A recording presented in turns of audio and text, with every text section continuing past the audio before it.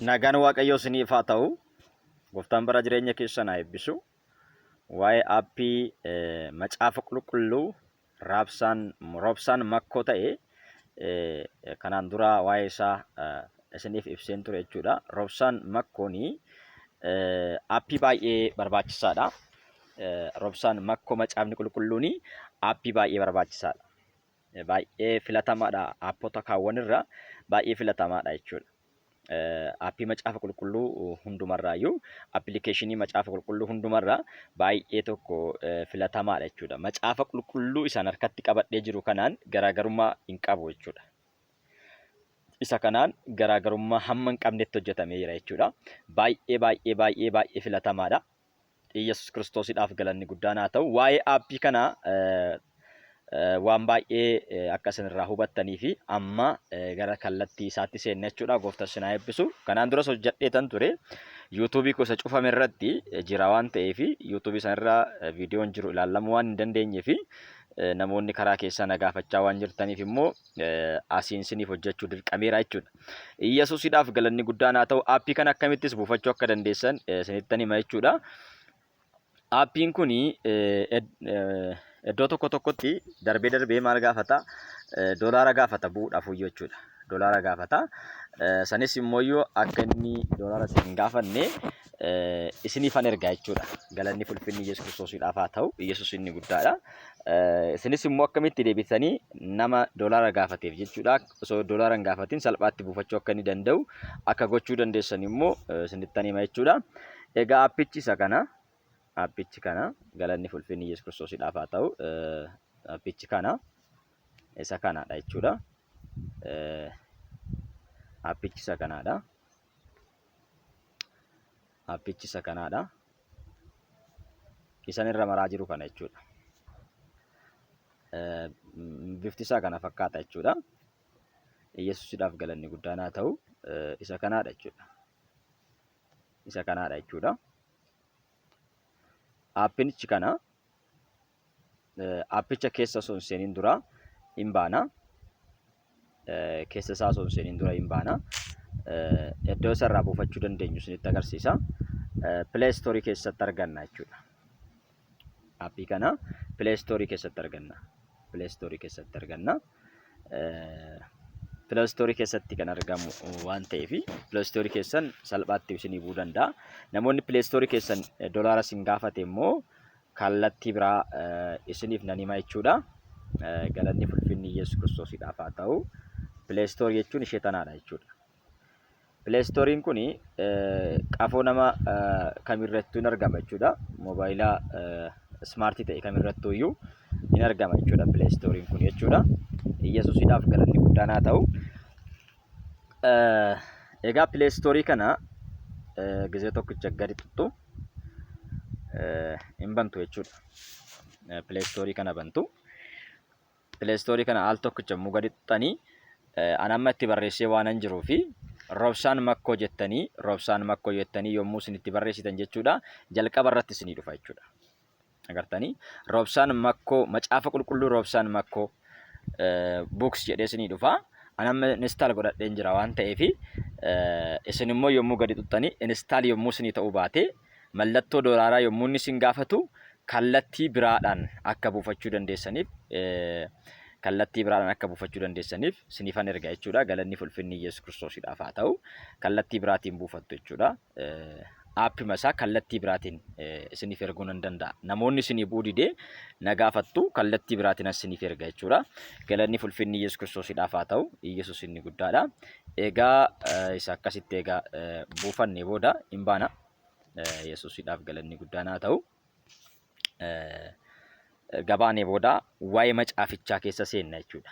Macaafichi erga bu'ee booda bifa kanaan nuuf hin bana jechuudha. Gadi bu'ee booda bifa kanaan nuuf hin bana. Yesuusidhaaf galanni guddaan haa ta'u. Isaayyaas 45 irra jira amma dubbisaa waan hin tureef jechuudha. Yesuusidhaaf galanni guddaan haa ta'u. Ishee kana gara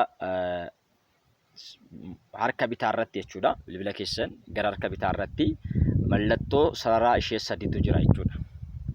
Mallattoo sararaa ishee sadiitu jira. Iddoo kana agartanii bakka namarratti mare kana diimaarratti mare kana jechuudha. As Yesuusiidhaaf galanni guddaan haa ta'u. Mallattoo sararaa ishee sadii tana jechuudha. In tuqxu al tokkicha gadi tuqxu. Ishee mallattoo sararaa ishee sadii kana al tokkicha gadi tuqxu jechuudha. Al tokko yommuu ishee gadi tuqxanii mallattoo sararaa tana al tokko yoo gadi tuqxanii haala kanaan isinii baasa jechuudha. Haala kanaan isinii baasa jechuudha. Yesuusiidhaaf galanni guddaan haa ta'u. Amma as keessatti mallattoo kana keessatti maaltu jira? Seenaan jira. Seenaan jira. Kan mallatteeffaman kan jedhu jira. Yaadannoon jira. Yaadannoon jira. Yaadannoo qabachuudhaaf jira. Itti mallatteessitee macaafa ol kaawwachuudhaaf jira. Kutaa dubbistee jechuudha. Itti mallatteessitee ol kaawwachuudhaaf jira. Yaadannoo qabachuudhaaf jira. Halluu dibuudhaaf kutaa dubbistee halluu dibuudhaaf jira. Aappii kana nama biraatiif hiruudhaaf jira. Tottolchuu inni jedhu kun immoo seetingii isa afaan Ingiliffaatti seetingii jedhu sanaadha jechuudha.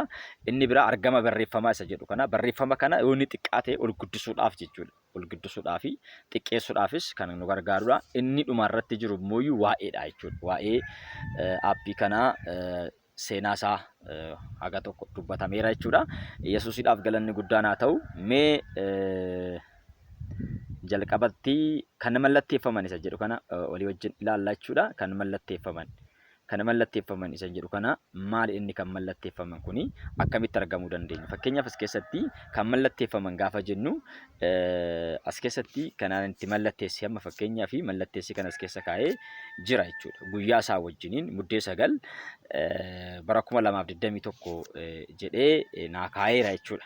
Yesuusiidhaaf galanni guddaan haa ta'u. Kan itti mallatteeffaman jedha. Kan itti mallatteeffaman jedha. Isa kana akkamitti arganna? Akkamitti arganna? Akkamitti arganna? Itti mallatteessuu kana akkamitti itti mallatteessuu dandeenya? Itti mallatteessuu kana akkamitti itti mallatteessuu dandeenya? Mee Isaayyaas 45 lakkoofsa 1 irra jirraami? Isaayyaas 45 lakkoofsa 1 irra jirraami? Isaayyaas 45 lakkoofsa 1 mallatteessuu yoon barbaade, mallatteeffadhee ol kaawwachuu yoon barbaade, yeroo biraattis ta'e ariifadhee dubbisuudhaaf iddoo sana argadhee iddoo itti mallatteesse sana hundumaa naannoo tokkotti naa qaba waan ta'eef kan mallatteesse hundumaayyuu kutaa wal fakkaatu yoo mallatteessaa deemee iddoo tokkotti walitti naaf qaba jechuudha. Fakkeenyaaf kutaa kana keessatti mallatteessuu yoon barbaade Isaayyaas 45 lakkoofsa 1 kanaan tuqaidha al tokko jechuudha. Akkana gadi tuttu jechuudha. Hin tuttu jechuudha. Barreeffamichuma gaafa gadi isin tuttanii barreeffamicha irratti milikkitatu dhufa jechuudha. Yoo isin gadi tuttanii maaltu dhufa? Milikkitoonni jala kanaan isinii tarraa'uu eegalu jechuudha. Jala kanaan milikkitoonni tarraa'uu eegalu. Yesuusiidhaaf galanni guddaan haa ta'u. Milikkitoonni jala kanaan tarraa'uu eegalu jechuudha. Fakkeenyaaf milikkitoonni jala kanaan tarraa'an maalidha isaani? Milikkitoonni jala kanaan tarraa'an maalidha isaani?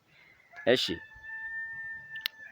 mallattoo barreeffamaa kan fakkaattu jirti. Mallattoo misheejii kan fakkaattu jirti. Sadaffaa irratti mallattoon mallatteeffamaa tun jechuudha. Kan mallatteeffaman kan jettu mallattoo tana tuqxanii jechuudha. Ishee sadaffaa irra jirtu jechuudha. Ishee sadaffaa irra jirtu amma tuqeen jira. Yommuu tuqu mul'ata. Amma mallatteessee jira jechuudha. Mallatteessuu koodhaaf milikkinni maalidha? Irratti mallatteessuu koodhaaf milikkinni maalidha?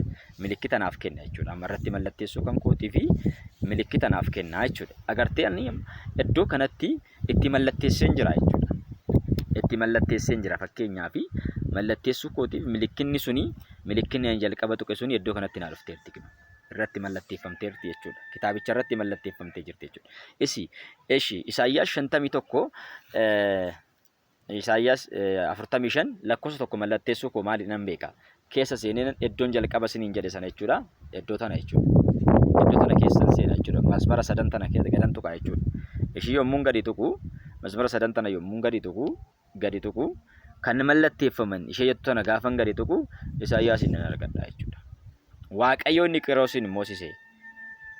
Qiroos saba lafa irraa harka isaa jala akka galfatuuf mootota mi'a waraanaa akka inni hiikkachiisuuf harka isaa mirgaa qabee isa nan gargaara. Balbaloonni biyya gara garaatti geessan isaaf hin banamu. Karrawwan mandarootatti galchanis ittiin cufamanii kan jedhu muddee jechuudha. Isa ammumatti mallatteesse waan amma mallatteesse jechuudha. Muddee 9 bara 2021 jedhee naa mallatteesseera jechuudha. Milikkinni isaa asitti itti mallatteessu koo milikkinni isheedha iddoo kana jirti. Galanni ulfinni Yesuus Kiristoosiidhaaf haa ta'u. Itti mallatteessu koodhaaf jechuudha. Milikkinni mallattichaa kinooti iddoo kanatti jirti jechuudha. Gara olii kanarratti jechuudha. Mallatteeffamtee jirti jechuudha. Ishiin baana ammas keessaa hin baana. Yesuusiidhaaf galanni guddaan haa ta'u. Keessaa baana. Keessaa baanee ammas eessa dhannaa? Idduma sana ammallee sarara ishee jalqabaa sana sadan ammas hin xunnaa jechuudha. Ishee tana xunnaa jechuudha. Itti aanee kan jiru maalidha? Yaadannoodha. Yaadannoo qabachuudhaaf. Fakkeenyaaf sadaasa jechuudha. Ji'a sadaasaa guyyaa 20 bara 2021 macaafni ani dubbisee maal jedhaa? Sadaasa jechuudha. Macaafni ani dubbise macaafa maaliiti? Macaafa Isaayyaas raajichaa 43 43 dha jechuudha. Macaafa Isaayyaas raajichaa 43 dha. 43 lakkoofsa tokko akkas jedha. Waaqayyo warra waamee wajjin jira jedhee waldaa tokko deemee tajaajileen jira waan ta'eef iddoo kanatti akka yaadannootti qabadheen jira jechuudha. Gaafan gadi tuqu daraddaree naa fida kino. Itti mallatteessee kana ni jiru jechuudha. Daraddaree naa fida jechuudha. Daraddaree naa fida. Iddoo san itti mallatteeffadhe sana daraddaree naa fida. Iddoo kanatti sadaasa deemee sadaasa waldaa wayii deemee tajaajileen jira waan ta'eef sadaasa keessa jechuudha. Waldaa wayii deemee tajaajileera waan ta'eef asirratti Waaqayyo warra waamee wajjin jira yaada jedhuun asirratti naaf kaamee jira jechuudha. Ani kanaan dura itti mallatteesseen ture jechuudha. Akkamitti itti mallatteessuun danda'ama? Amma fakkeenya iddoo kanatti yaadannoodha jechuudha. Akkamitti yaadannoo qabachuun danda'ama? Yaadannoo qabachuun akkamitti danda'ama? Ishee walii wajjin ilaalla. Yaadannoo qabachuun akkaataa inni itti danda'amu jechuudha. Mee Isaayyaas meeqarra jirra? 43 irra jirraami? Ishee Isaayyaas 43 lakkoofsa 27 mallatteessuun barbaadama. Yesuusiidhaaf galanni guddaan haa ta'u. Isaayyaas 43 lakkoofsa 13 lakkoofsa Isaayyaas 27 lakkoofsa 13 Isaayyaas 27 lakkoofsa 13 nan mallatteessa jedhee tan barbaade tuqeera ammas iddoo kana jechuudha. Tuqeen jira. Yoon tuqu jala isaa sararamee jira amma jechuudha. Irraa kaasee sin agarsiisa. Ammamtoorra hin jiru. Isaayyaas 43 Isaayyaas 27 13 irratti gaafan dhaqee takkitti gadi tuqu mallattoowwan dhufeera jechuudha. Mallattoon jala kana jiran jiru. Mallattoowwan jala kana jiran jiru. Amma fakkeenyaaf ishee tana jechuudha. Mallattoo namarratti nuti hojjechuu barbaannu jechuudha. Mallattoo tanaadha jechuudha. Lammaffaarra kan jirtu mallattoo lammaffaarra jirtu tana. Mallattoo lammaffaarra jirtu tana gaafa asii erga xunnee booda qubaan erga xunnee booda barreeffamocha keenya qubaan erga xunnee booda gadi buunee barreeffamatti san itti buunaa jechuudha. Agartanii amma sana fidee yaadannoo qabadhuu naan jedha. Asna fideera jechuudha. Maal jedheen qabadhaa? Bakka waan ergaa sana yookaan immoo mata duree ergaa sana yaada ergaa sanaa jechuudha. Waan sagalee sana irratti Waaqayyo ergaa naaf kenne yookaan immoo fakkeenyaaf Isaayyaas 43 lakkoofsa tokko irratti Waaqayyo saba yaame wajjin jira jedheetoo mata duree naaf kenneera. Waaqayyo achirratti mata duree qabadheera. Asirratti mata duree qabachuu barbaade Waaqayyo beekaadha jedhee barreesse fakkeenyaaf galanni ulfinni Yesuus Kiristoosiidhaaf haa ta'u beekaadha jedhee barreesse. Sana booda ishee mallattoo ishee garanaarra jirtu tana jechuudha.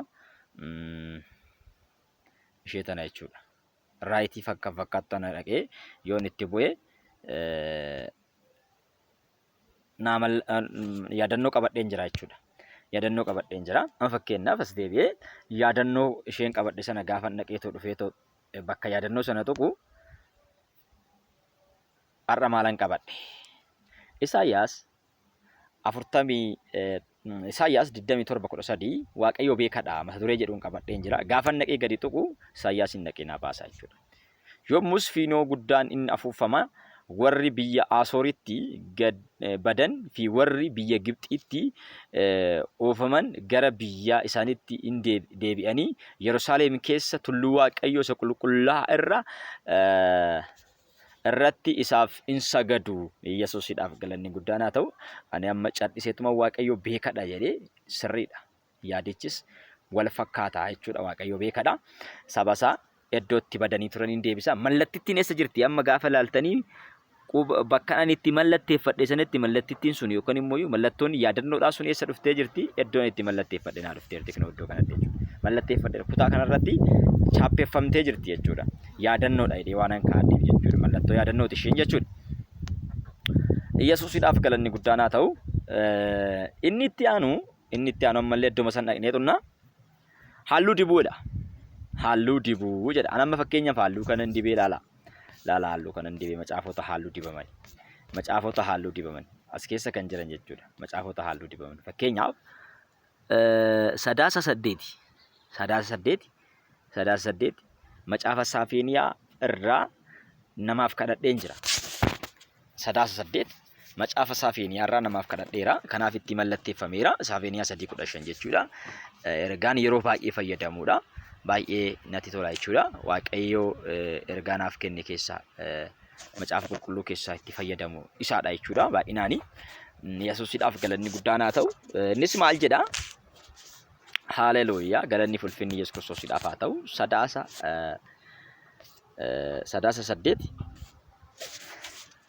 8tti maal jedha? Isa sitti farada bisana Waaqayyo sirraa kaaseera, diinota kee sirraa deebiseera.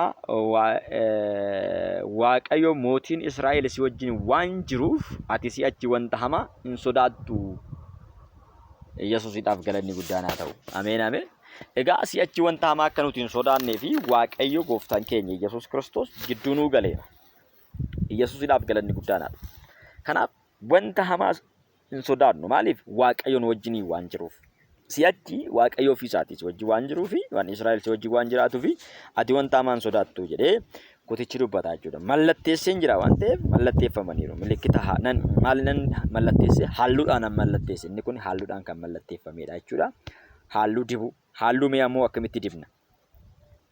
Mee eessa seennee halluu dibnu? Macaafa kam keessatti halluu dibnu?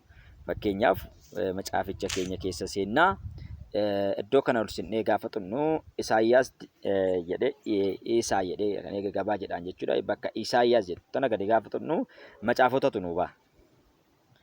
Macaafonni haala kanaan nuu ba'u. Boqonnaawwan isaa haala kanaan nuu ba'u. Lakkoofsi isaa haala kanaan nuu ba'a. Macaafa kana wanti baay'een adda isa godhu jira. Yesuusidhaaf galanni guddaan haa ta'u. Mee mul'ata Yohaannis keessa lafa tokko amallatteessinu. Yesuusidhaaf galanni guddaan haa ta'u. Mul'ata Yohaannis wangeela Yohaannisan tuqee dhiifama. Mul'ata Yohaannis gara dhumaa irratti argama jechuudha. Mul'anni Yohaannis Yesuusidhaaf galanni guddaan haa ta'u. Mul'ata Yohaannis 16:15 mi'a mallatteessinu. Yesuusidhaaf galanni guddaan haa ta'u. Mul'ata Yohaannis 16:15. Innis sagalichi maal jedhaa? Sagaleen tokko sagaleen tokko kunoo ani akka hattuun dhufutti nan dhufa. Namni dammaqu, namni qullaa isaa adeemee saalli isaa bakkeetti akka hin mul'annetti uffata isaa eeggatu haa gammadu jedhee waa'ee dhufaatii gooftaa keenya Yesuus Kiristoos wajjin wal qabatee namoonni akkamitti akka isa eeggachuu qaban yaada dubbatudha jechuudha. As keessatti isa kana mee mallatteessuudhaaf al tokkichan maalan godha? Gadan tuqa. Akkanumatti jechuudha. Agartanii qoomotiyyaan dhaqee barreeffachuma sana idduma kama godhattee gaxxutti lakkoofsa 15 sana lakkoofsa 15 irra kan jiru barreeffamicha iddoo dhaqxanii tuqxanii barreeffama jala isinii sarara jechuudha. Isa jala isinii sarare kana mallattoo annoo kanatti gabbuutanii mallattoo irsaasii kan fakkaatu kanatti buutu dhuftanii. Mallattoo barreeffamaa kan fakkaattu kanatti dhuftanii buutu ishee mallattoo tanatti jechuudha. Tana kennu. Agartanii mallattoo barreeffamaa kan fakkaattu kanarra maraa jiru tana jechuudha. isheetti buutu. Isheetti buutu jechuudha. Isheetti gaafa buutanii halluu isinii fiddi bifa adda addaa. Keelloon, magariisa, cuquliisa akka barbaadanitti jechuudha. Kan barbaadan irraa gara halluu takka, lama, sadii, afur, shan, ja'a gara halluu ja'atu jira. Halluu ja'an kana keessaanii fakkeenyaa fi halluu booraa filadhu. Baay'ee mul'atu qo'e. Akkasinii mul'atuuf jecha halluu nan jijjiira. Halluu maalaa filadhu? Isa kana filadheera jechuudha. Halluu bifa kana filadheera jechuudha. Yesuusiidhaaf galanni guddaan haa ta'u. Iddoo kanatti bakka amma itti mallatteessee hin jira jechuudha. Kan hin mallatteeffaminii fi kan mallatteeffame garaagarummaa inni qabu gartanii hafuuronni hamoonni sun jedhee kan dubbatu amma garagariitti lakkoofsa 16 irratti fi inni olii itti mallatteeffamuun isaa garaagarummaa guddaa qaba jechuudha. Gaafa ishee gaxxuttee halluu siibaa halluu san keessa tokko gaafa tuttee irratti si mallatteeffama. Dhaqxee sarara keessa dan ammallee iddoo oliitti jechuudha. Iddoo sanatti jechuudha. Ammallee iddoo kana jechuudha. Idduma kana ammarra maraa yeroo kana agartanii ammallee idduma sanitti deebina. Idduma sanitti deebina jechuudha. Iddoo sanitti deebinee gaafa dhaqnee xunnu halluu kan dibdan jedha. Halluu kan dibdan mee maal dibne har'a? Eshi mul'ata Yohaannis jedha kino. Mul'ata Yohaannis 16:15 jedha. Sagaleen tokkos kunoo ani akka attun dhufutti nan dhufa. Namni dammaqu namni qullaa isaa deemee saalli isaa bakkeetti akka hin mul'annetti uffata isaa eeggatu haa gammadu jedhee dubbata. Inni biraa macaafa kana adda kan isa godhe. Macaafa kana adda kan isa godhe inni biraa baafata qaba. Macaafni kun jechuudha. Baafata qaba jechuudha. Gartanii baafata jalasa kutaa kanaan kan wal fakkaatu baafanni akkuma macaafa kanarra jirutti jira jechuudha. Akkuma macaafa kanarra jirutti baafanni argama jechuudha. Isaallee boodatti deebina. Yesuusiidhaaf galanni guddaan haa ta'u. Ammas immoo iyyuu maaltu nu hafaa itti buuna dhaqnee iddoo sanatti aappii kana hiruu. Aappii kana hiruudhaaf akkamitti hiruu dandeenya? Nama tokkoof nama fakkeenyaaf aappiin kun gizee buufachuuf inni buufatutti yoo aappiin kun yookaan immoo appilikeeshiniin Robsan makkoodhaa kun macaafni qulqulluun kun yoo isaa bu'uu didi nama tokkoofi maal goonaa? Akkamitti erginaa fi dhaqnee iddoo kanatti gaafa buunu bifa lamaan sheer godhaadha. Sheer liinkiidha. Liinkii qofa sheer hoggaa gootee dhaqee pileestoor irraa buufata. Ishee jalqabaa sheer liinkii kan jettu sanarratti gaafa tuqe jechuudha. Masmara ishee jalqabaa tanarratti jechuudha. Gaafa tuqanii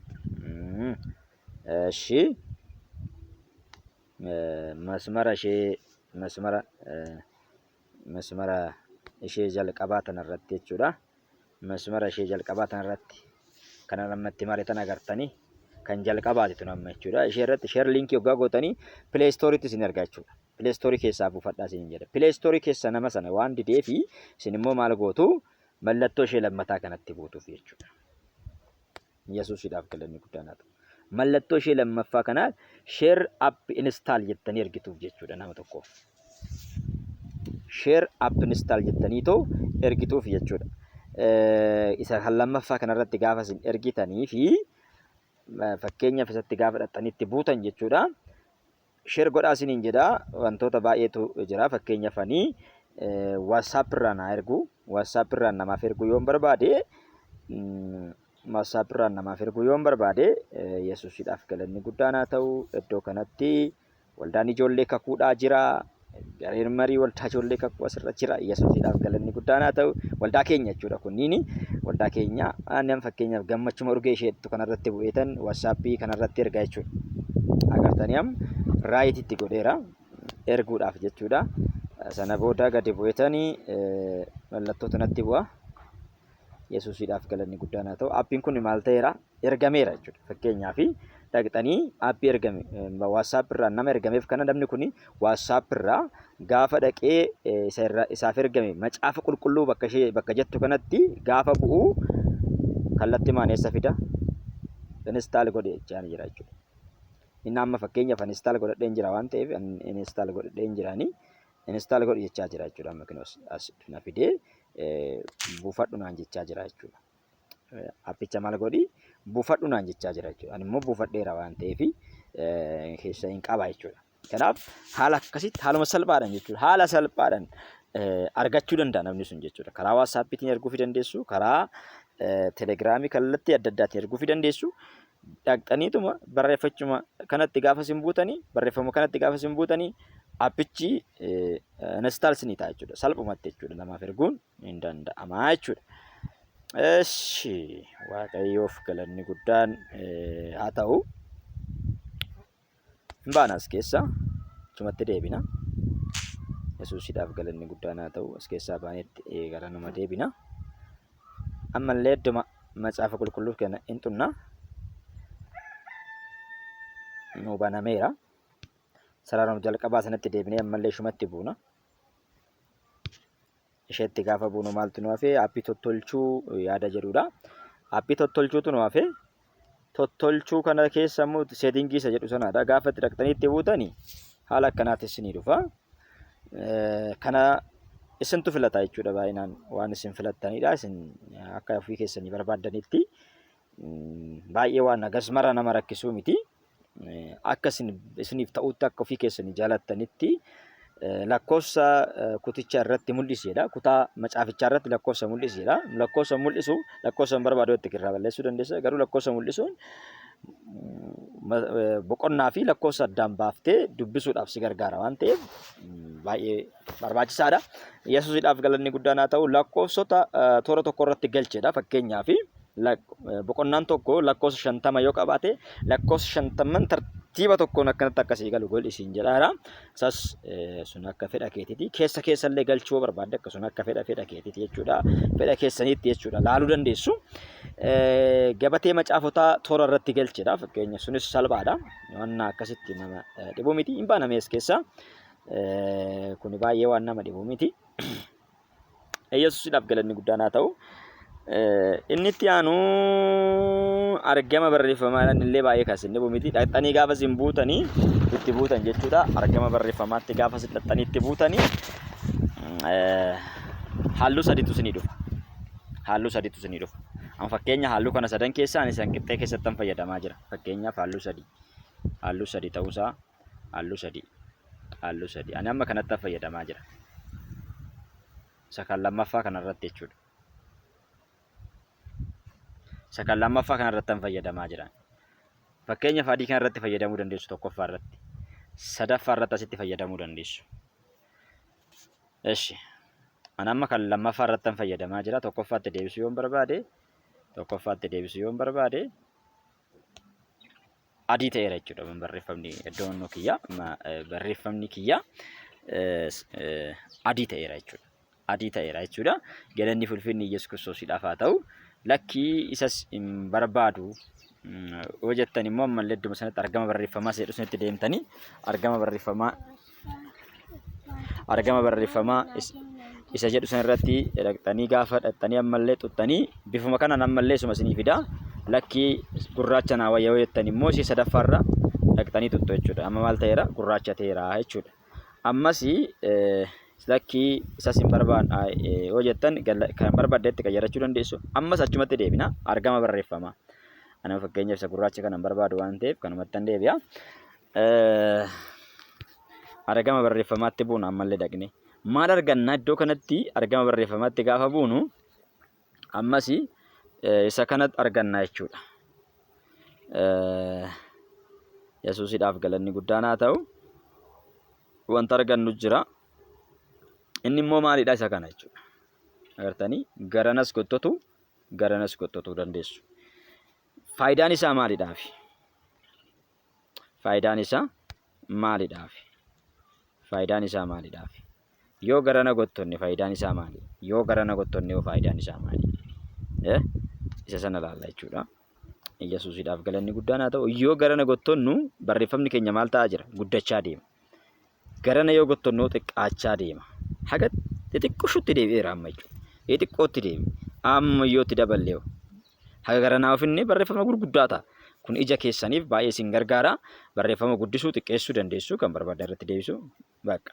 Amma kanarratti nagaa. Yesuusiidhaaf galanni guddaan haa ta'u. Inni dhuma aappii kana waa'ee isaati. Macaafa qulqulluu. Waa'ee macaafa qulqulluu.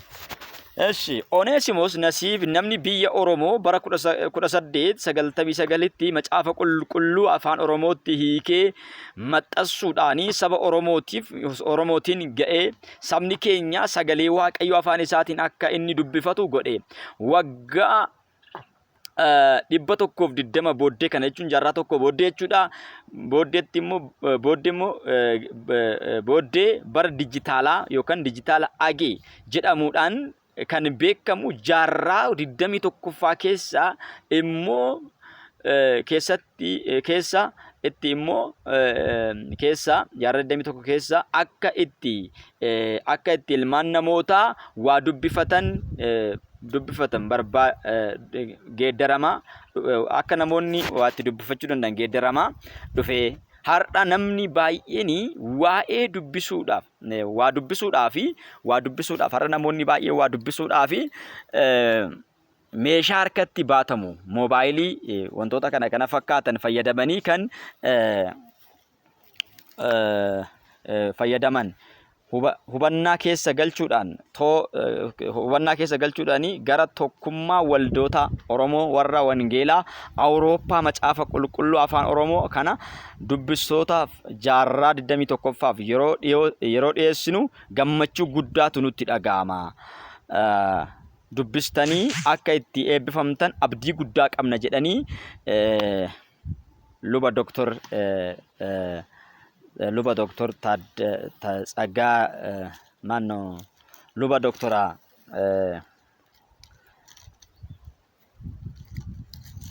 luba Doktora Tasgaaraadha jechuudha. Luba Doktor Tasgaaraan hirphoo Robsan mako kan jedhuun macaafa kana akkas nuuf dhiyaatu taasisanii jiru jechuudha. Namoonni asirratti hirmaatan Waaqayyo isaan haa eebbisu. Baay'ee appii baay'ee namatti toluudha jechuudha. Galanni fulfinni Yesuus Kiristoosiidhaaf haa ta'u. Baay'ee appii namatti toluudha. Appii baay'ee nama gargaaruudha. Appii baay'ee nama fayyaduudha. Mee ammas immoo appii kana isa dhumaa waan tokko walii wajjin laalla. Seera uumamaa boqonnaa tokko lakkoofsuma tokko dhaqnee haa dubbisnu. Dhaqxanii seera uumamaa boqonnaa tokko lakkoofsa tokko gaafa isin dubbistanii erga dubbistanii kaatanii booda gara gadiitti baafanni macaafa qulqulluu irra jiru akkuma macaafa qulqulluu irratti jechuudha wabeeffannaan kennamu isa kana irratti illee wabeeffannaan kennameera. Laalaa kinoodha. Wabeeffannaan kun Iyoob 38:4 Yohaannis 1:1 hanga 3 mul'ata Yohaannis 4:11 lammaffaa Qorontos 4:6 faarfannaa Daawit 33:9 Isaayyaas 45:7 jedhee kaamee jira jechuudha. Iddoo hundumarrattuu macaafa hunduma keessattuyyuu maal ta'eera? Kaameera. Iyyesuusiidhaaf galanni guddaan haa ta'u. Kaameera agartanii maaragaan akkuma macaafa kaan irra jirutti kaameera jechuudha. Akkuma macaafa kaan irra jirutti kaameera jechuudha.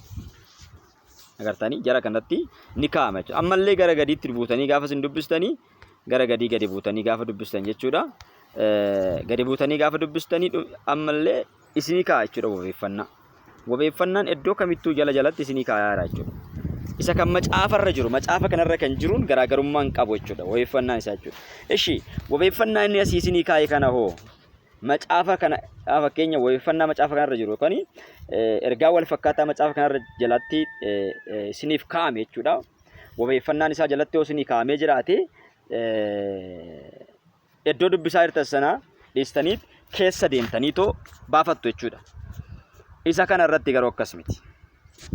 Isa kanarratti adda kan isa godhu akkas miti. Fakkeenyaaf seera uumamaa tokko hanga 4tti erga 5tti jechuudha erga dubbatee booda Iyoob jedha. Iyoob bakka jettu sana gaafa akkasiin galfattan kan Iyoob sinii baasa.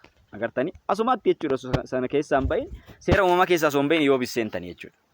Agartanii seera uumamaa keessaa osoo hin bahin Iyoob seenuun hin danda'ama jechuudha. Eeshi ergaa wangeela Yohaannis seera uumamaa keessaa osoo hin bahin adduma bakkuma sana wabeeffannama sana jechuudha. Tiksima sana dhaqxanii gaafa isin tuttanii agartanii wangeela Yohaannis sagalichi jalqaba waa hunduma ture sagalichi Waaqayyo bira ture sagalichi ofiisaa Waaqayyo ture inni kun jalqabee Waaqayyo bira ture wanti hundinuu isumaan ta'e waan ta'e keessaa isa malee kan ta'e tokkollee hin jiru jedhee isinii baasa jechuudha. Hundumaa dhaqxanii gaafa isin dubbistan halluma kanaa isinii baasa jechuudha. Dhaqxanii tuqxanii yoo isin tuttan jechuudha. Wabeeffannuma san quba keessaniin gatuttu inni immoo ol isinii baasa. Gooftaan isin haa eebbisu. Baay'ee tokko akka irraa waa barattan abdiif amantiin qaba. Akka warra Waaqayyo abattan abdiif amantiin qaba. Gooftaan isin haa eebbisu. Eebbifama abbii macaafa qulqulluu kana wajjiniin deemu abbii baay'ee filatamaa ta'e warra itti dadhabanii hojjetan Waaqayyo isaan haa eebbisu. Abbicha buufadhaa namoonni illee akka buufatu taasisa. Sababni isaa abbii kana yoo nuti gadi buufanne macaafa biraa qabna jennee dhiisuu hin qabnu. Macaafonni adaduma haaluma macaafonni online irratti yeroo isaan gadi dhiifaman ariifannee buusuu qabna. Maaliif in fayyada waan ta'eef jechuudha. In fayyada waan ta'eef hojjetanii itti dadhabanii hojjetanii yoo namni buufatee dubbisuu baate maal gatii qaba. Kanaaf dadhabbiin isaanii lafatti akka nafneef amma soqnee macaafa qulqulluu gadi buufannee dubbisuu qabna. Gooftaan isin haa eebbisu. Sinan jaaladha, sinan kabaja. Kasin jaaladhuuf sin kabajus nu gaarii gootanii beektu. Gooftaan baraaf jireenya keessan haa eebbisu. Barri jireenya keessan maqaa Yesuusiin kan eebbifame haa ta'u. Eebbaaf ta'a maqaa Yesuusiitiin.